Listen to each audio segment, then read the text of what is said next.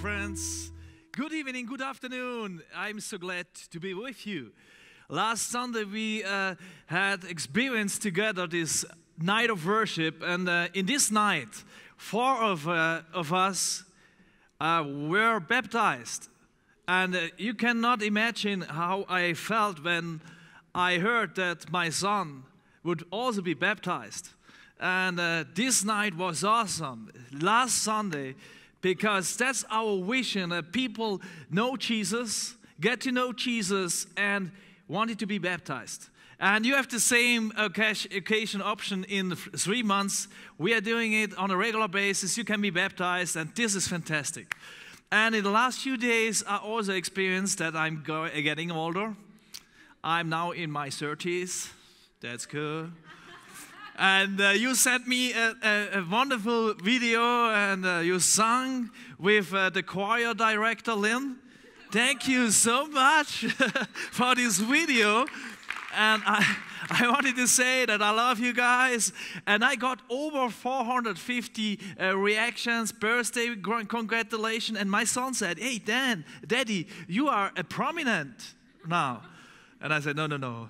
Then I started to answer each congratulation, and after 50 answers, I was falling asleep. I'm not a prominent, so I cannot handle this because it's too much. And this morning, because we had a surf day yesterday, and we invited people to come, but not only, that was not the reason. We only wanted to serve them and give them food.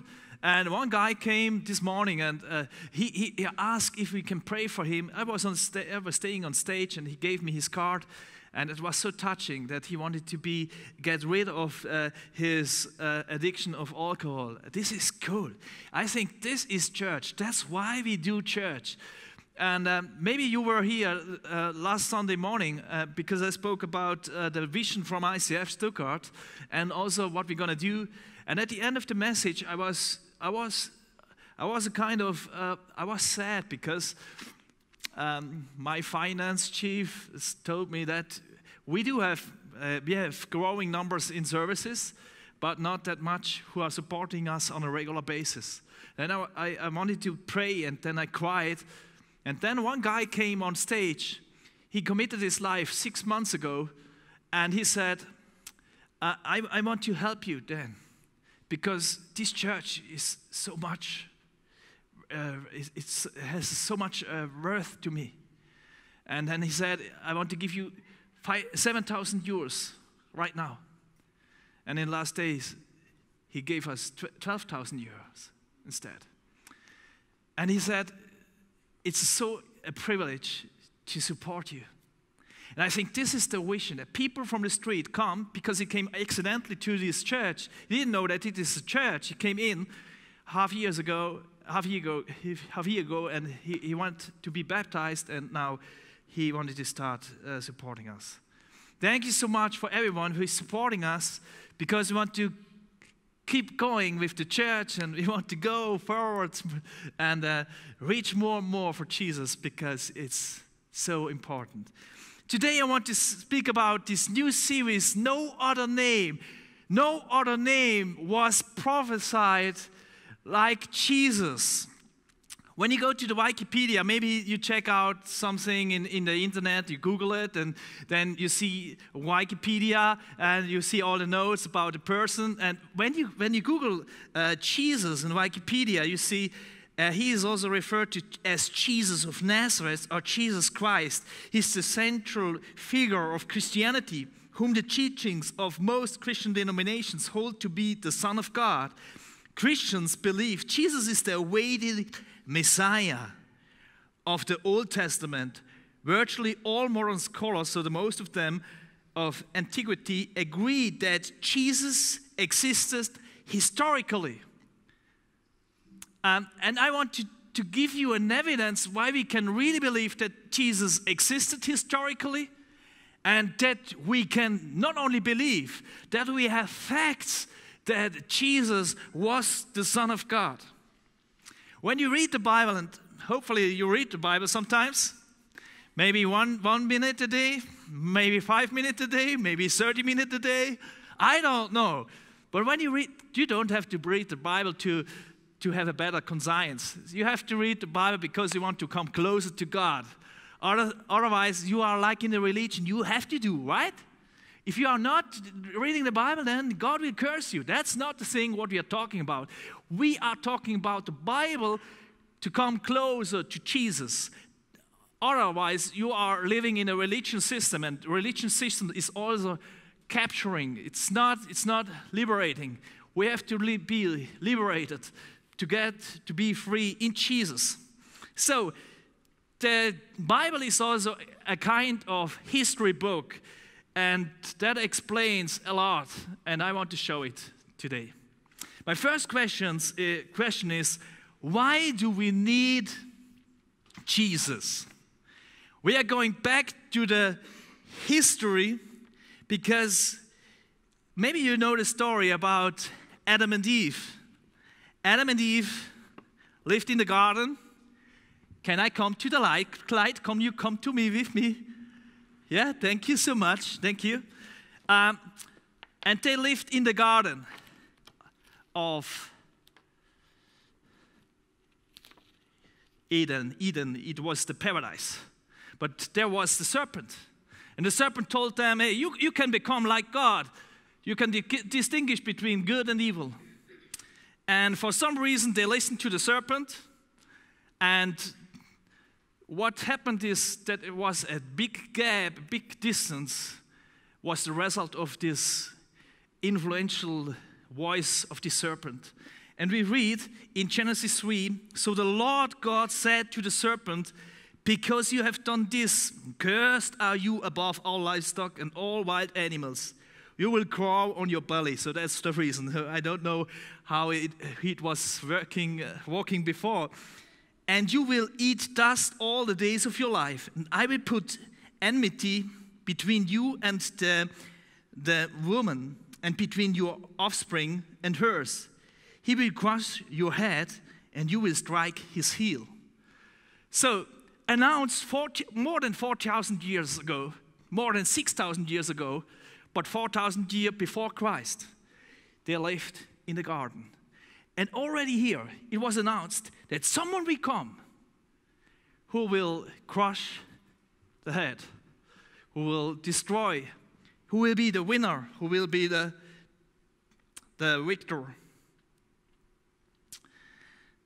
So let's go into Jesus' pedigree, because when we look into Jesus' life, maybe you know your pedigree. Do you know what a pedigree is? Yeah? Do you know your pedigree? Your personal pedigree?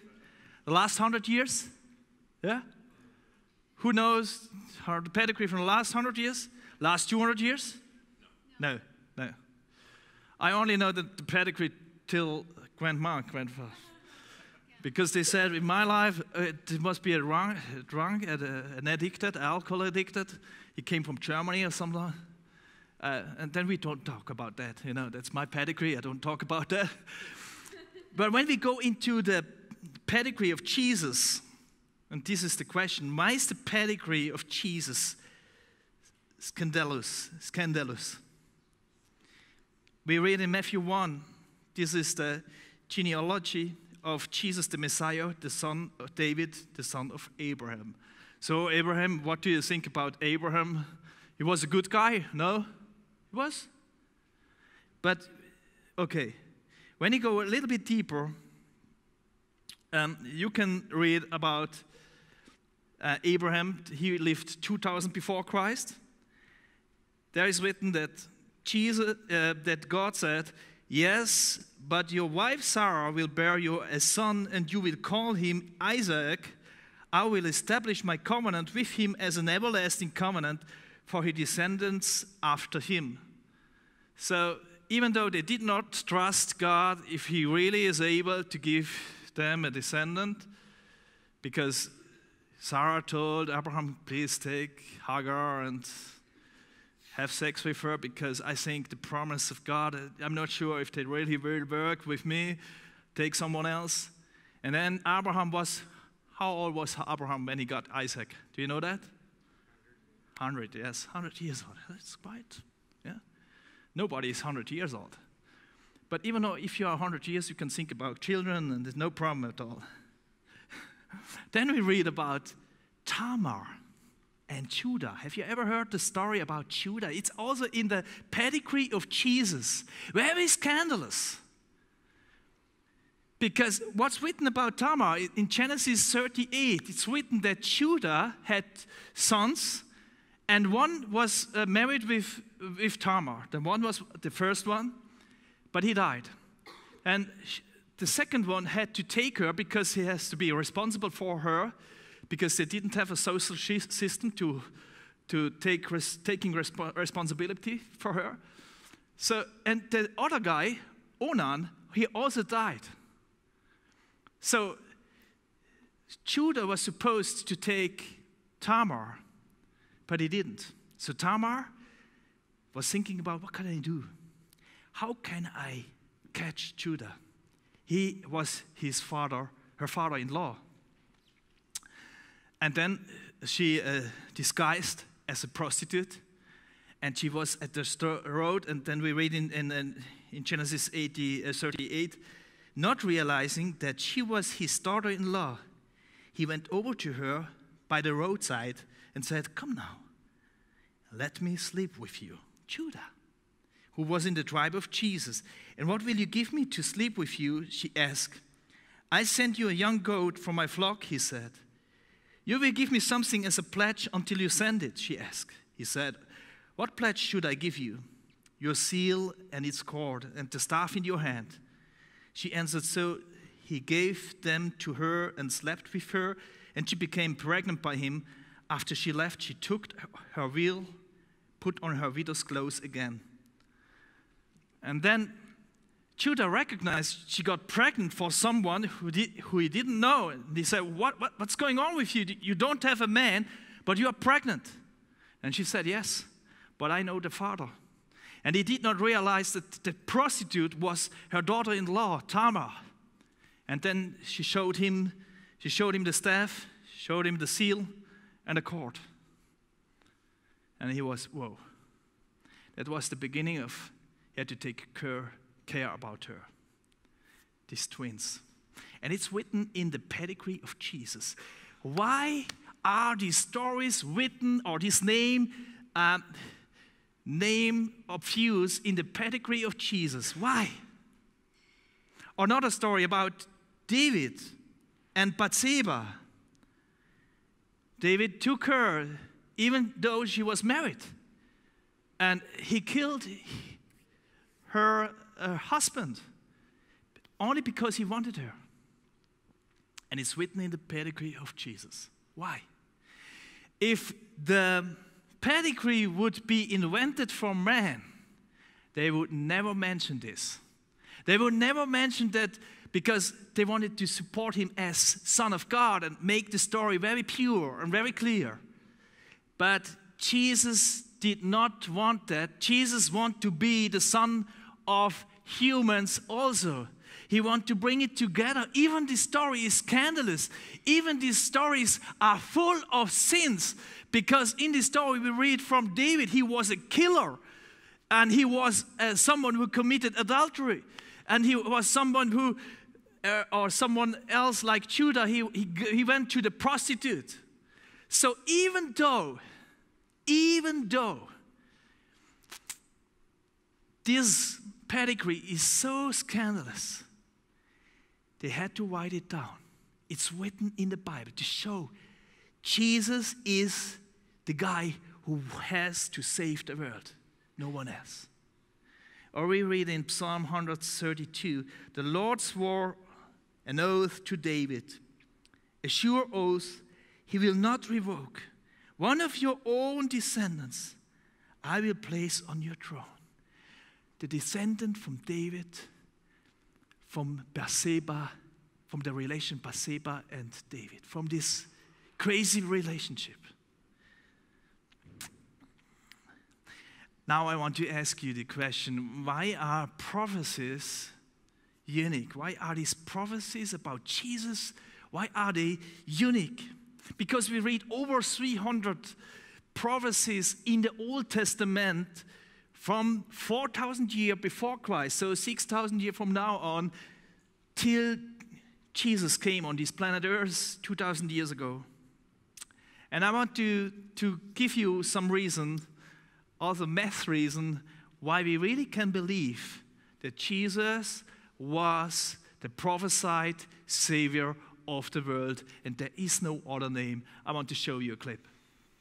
Okay, I'm not a genius in math, maybe you also, or maybe you are, but I think the probability that Jesus came on this planet Earth and fulfilled all these prophecies in one life is really, really that's a miracle.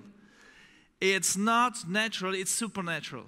And I want to go a little bit into the details. I want to show you a few prophecies. Jesus was a descent from the tribe of Judah.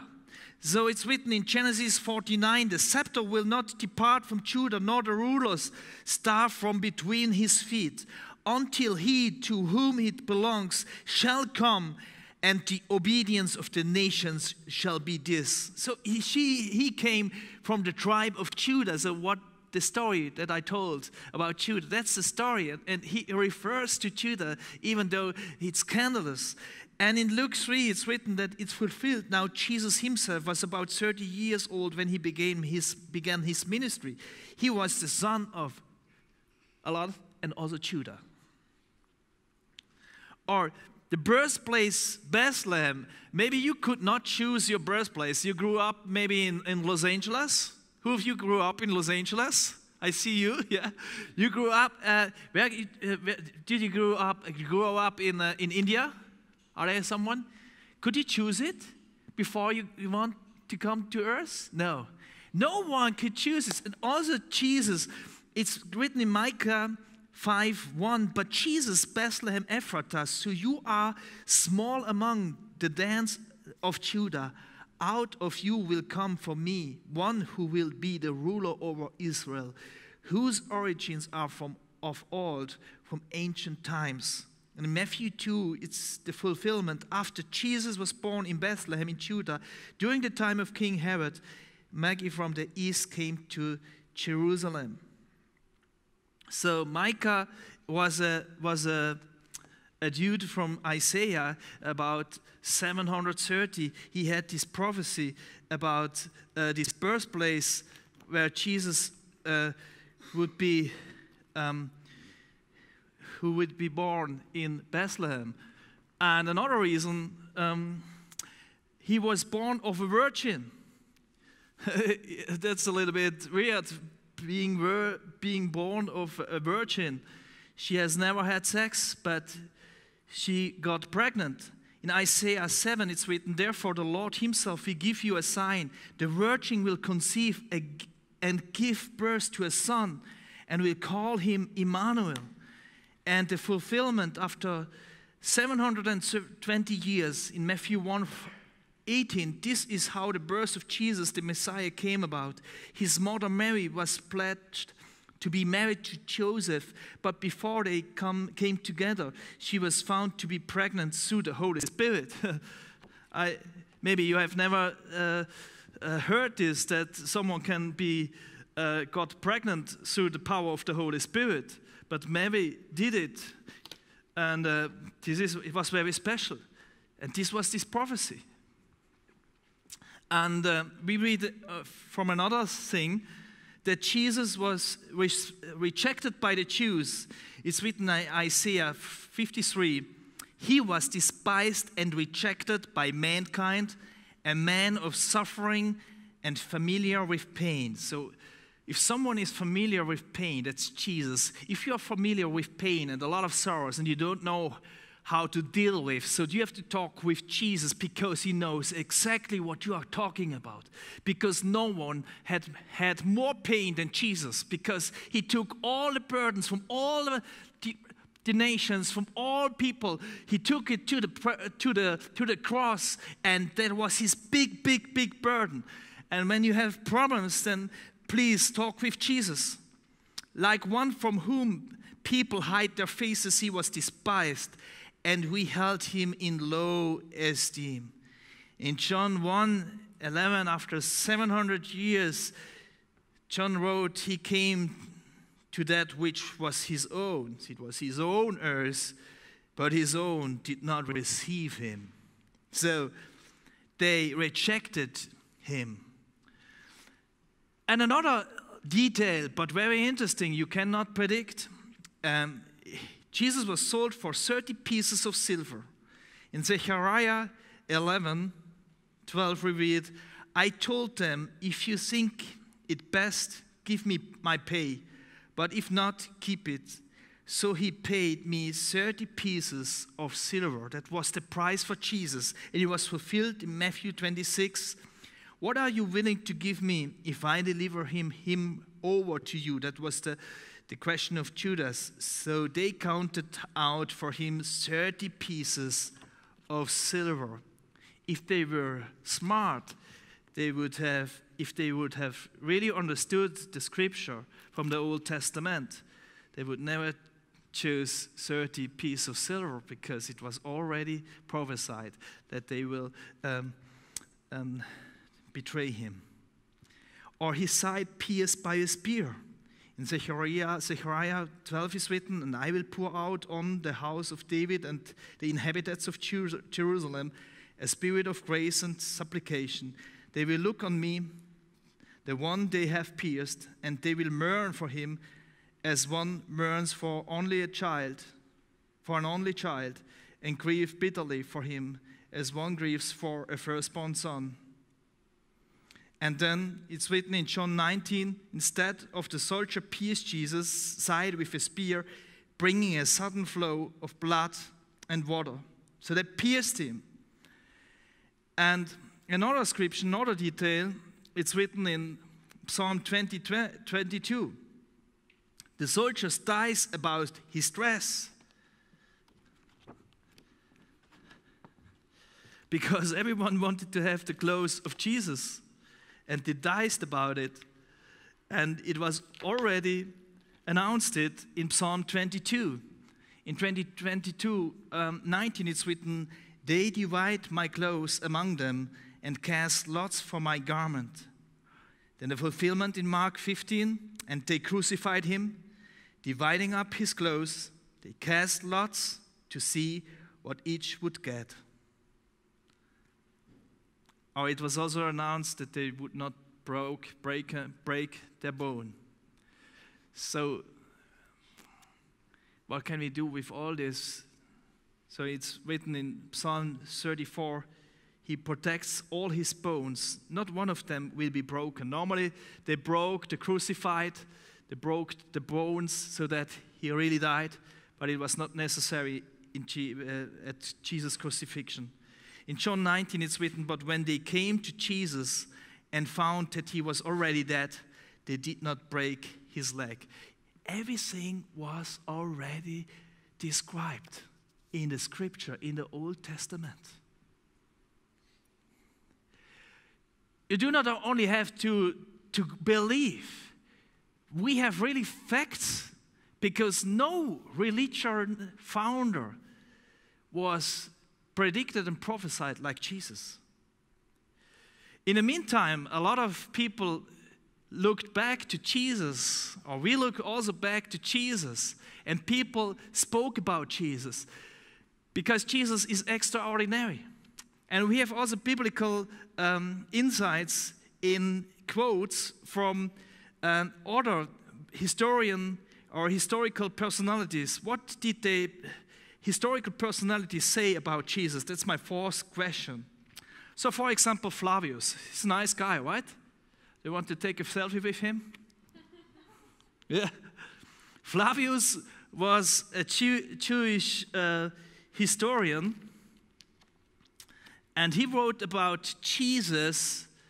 Now, around this time, lived Jesus, a wise man, for he was a worker of amazing deeds. He created a lot of miracles and was a teacher of people who gladly accepted truth. He won over both many Jews and many Greeks. So people outside of Christianity recognized that, wow, Jesus was awesome. Jesus was supernatural. Or another guy, he does not know the Daniel plan. Luther, yeah? Martin Luther, nice guy. He's also a historical personality. He is awesome, right? And he wrote, "The prophets are the stars and the moon, but Christ is the sun."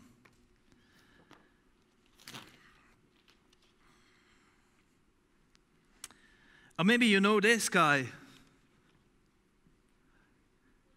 Yeah, Napoleon Bonaparte.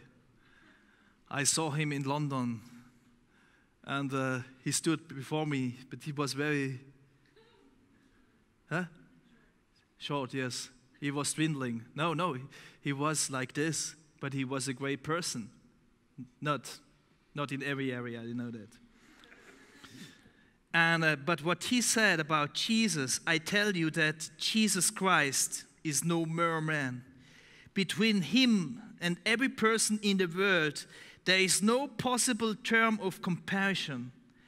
Alexander, Caesar, Charlemagne, and I have founded empires. But on what did we rest? The creations of our genius? Upon force. Jesus Christ founded his empire upon love.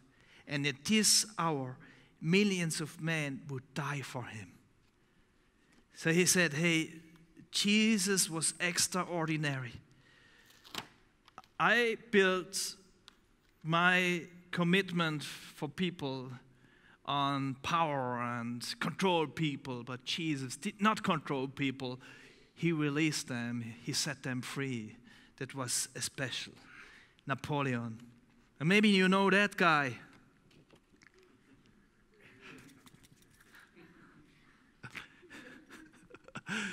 You like that? I like this picture. Albert Einstein. No one can read the Gospels without feeling the actual presence of Jesus. His personality pulsates in every word. No meal is filled with such life. So that's what Albert Schweitzer said about Jesus. Not Schweitzer. It's another guy.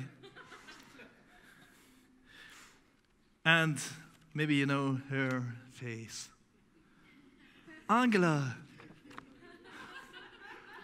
That's her typical, you know. Angela.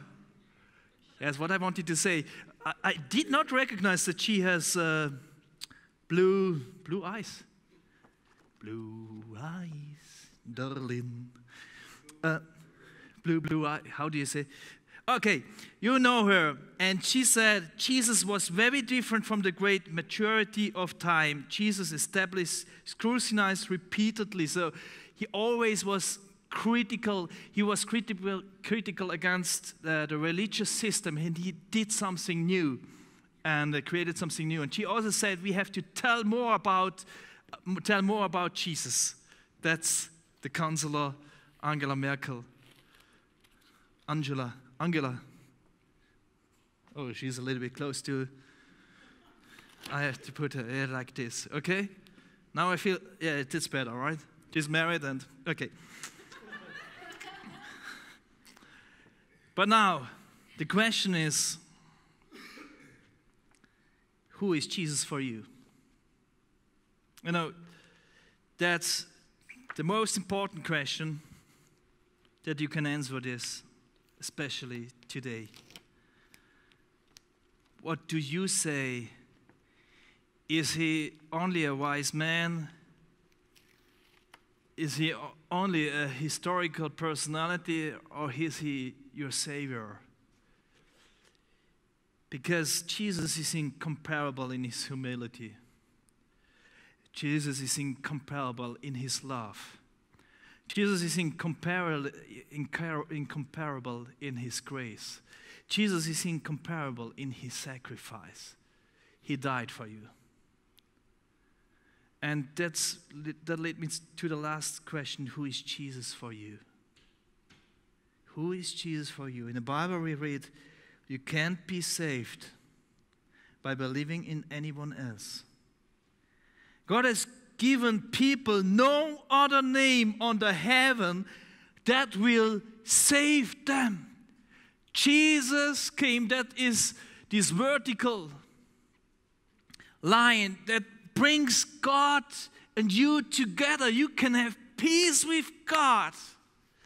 And you can have peace with each other, that you have the power to forgive because Jesus died for you. And He sacrificed His life for you. And now He is here. And what we read in Acts 4, there is no other name. In no other name we have salvation, but in Jesus.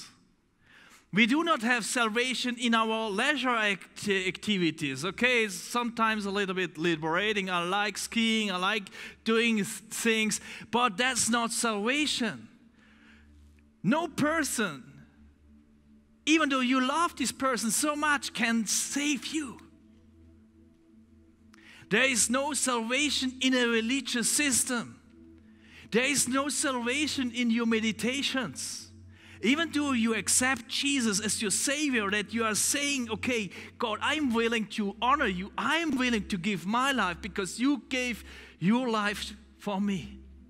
And as soon as you understand this, that Jesus already gave you everything. As soon as you understand that, you are ready to give your life. You don't have to believe first. God does not push you. He is a gentleman. He says, I loved you first. It's like He gave you a wedding proposal, yeah? Do you really love me? Is the question.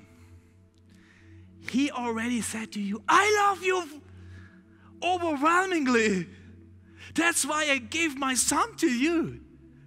And that is the nicest, the most valued, the most precious wedding proposal that you can ever have, that someone like God, like God's Son, is coming to you and saying, oh, I love you so much. I do not only have a rose for you, I give my life, my blood for you. You know, that the wish from every woman is to have a loyal and a faithful man. And Jesus was very faithful. Jesus committed His life for every one of us so that we can have salvation. Because there is no other name, what we read. God has given people no other name under heaven that they will save Him.